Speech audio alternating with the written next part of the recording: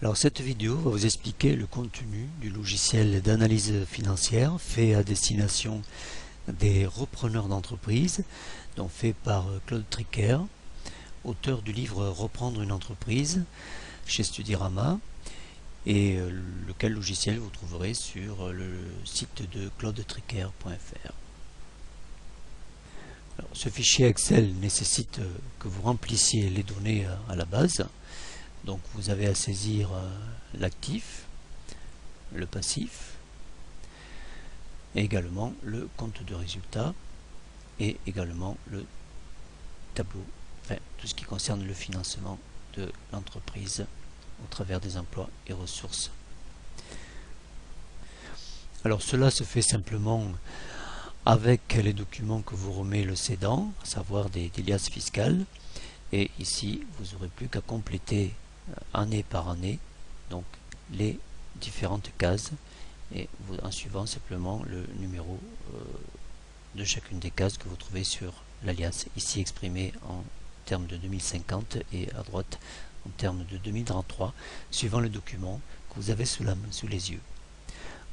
Alors si vous avez des compléments annexes et autres éléments comptables, vous allez pouvoir affiner la saisie et compléter ces autres tableaux ici. Alors, on vous renvoie donc à ces documents, notamment aussi du crédit bail en cours, si vous avez ces éléments. Et pour le compte de résultat, donc de manière assez classique. Voilà. Et sur les emplois et ressources de financement, également avec appel de temps en temps à l'annexe. Alors une fois cela fait, vous accédez au bilan fonctionnel et dans cette partie vous aurez un résumé de l'ensemble de l'analyse. Alors le premier tableau, c'est le bilan fonctionnel condensé qui vous présente les grandes masses du bilan retraité, là, emploi stable et ressources stables, et au travers de la comparaison de ces masses, eh bien, à savoir ici les ressources stables sur l'actif stable, vous aurez une idée de la santé financière. Donc, parce que par exemple le ratio financement des emplois stables doit être supérieur à 1, et concernant le ratio autonomie financière qui présente le rapport entre les capitaux propres élargis et les dettes financières, également un rapport supérieur à 1, et plus il est élevé et meilleur il est. Ensuite on vous présente le financement du cycle d'exploitation. Donc est-ce que le fonds de roulement est suffisant pour couvrir le BFR global? Vous savez que c'est le nœud de l'entreprise, c'est le cœur du problème financier. Ici vous verrez tout de suite si on est en insuffisance ou en excédent.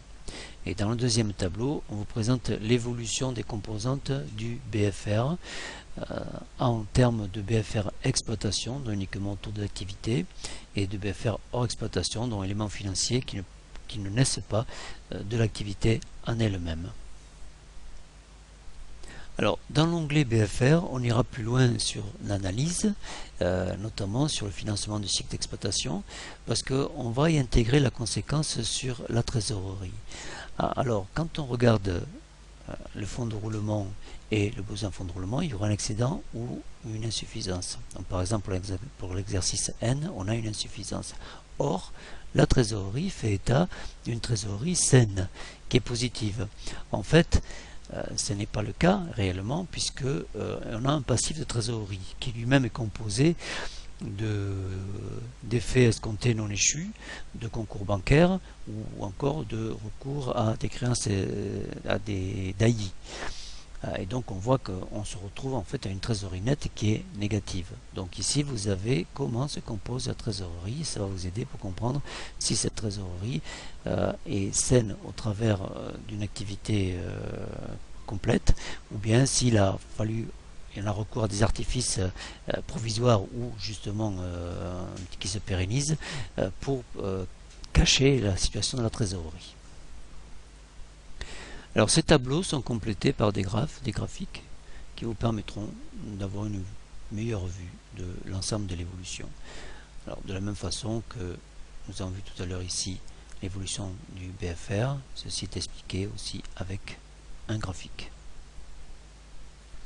Alors pour pousser également l'analyse, on a exprimé la variation du BFR global en termes de BFR exploitation et hors exploitation, et en fonction des variations des éléments qui composent ces différents BFR. Donc par exemple pour le BFR exploitation, le stock, les créances clients et les dettes fournisseurs. Quelle est la part pour un exercice?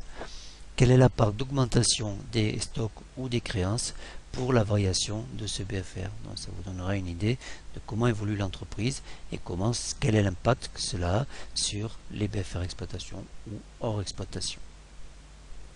On a fait également cette analyse pour la trésorerie. Donc la trésorerie naît des variations du fonds de roulement et du BFR global.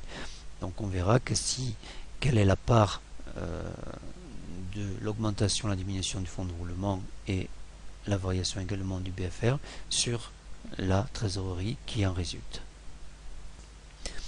Également cette analyse faite sur la variation de la trésorerie active et de la variation de la trésorerie passive.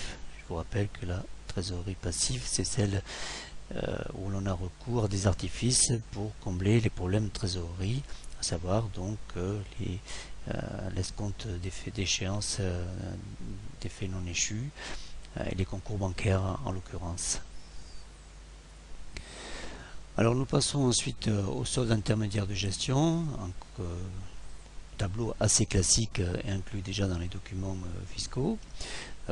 Ces documents vous permettent de voir l'évolution du résultat uniquement au travers des différents produits, différentes activités de vente et de production et ensuite des différents coûts qui viennent s'imputer sur ce chiffre d'affaires pour élaborer le résultat. Alors cette évolution est exprimée ici sous ce tableau ici en termes résumés et on vous l'a exprimé également en termes de graphes pour que ce soit plus visible. On a exprimé également les soldes intermédiaires de gestion en pourcentage du chiffre d'affaires. Voilà, pour voir quel est le rapport d'évolution entre les différents éléments et ce chiffre d'affaires.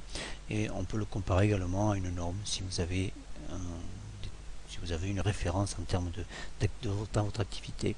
On a exprimé ça sous forme de graphe également pour le rendre plus visible. Alors, dans l'onglet tableau de financement, nous allons trouver la capacité d'autofinancement de l'entreprise et sa composition et son évolution au fur et à mesure des exercices.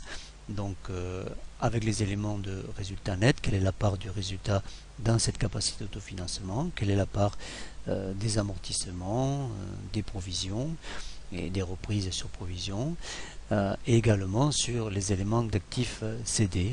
Il y a peut-être une façon de s'autofinancer en vendant des éléments d'actifs, ce qui cache une capacité à s'autofinancer, évidemment. Voilà, ça a été exprimé également au niveau d'un graphe ici. Puis vous trouverez le tableau de financement proprement dit, au travers donc des ressources qui viennent donc augmenter le fonds de roulement et l'emploi qui est fait de ces ressources ici qui viennent évidemment diminuer le fonds de roulement et globalement est-ce qu'il en résulte une augmentation ou une diminution du fonds de roulement et un graphique qui vient également vous aider à mieux comprendre cette évolution. Alors le dernier tableau c'est l'évolution du compte de résultat donc, au travers des années et la variation de chacune des charges et chacun des produits pour voir comment tout cela s'articule.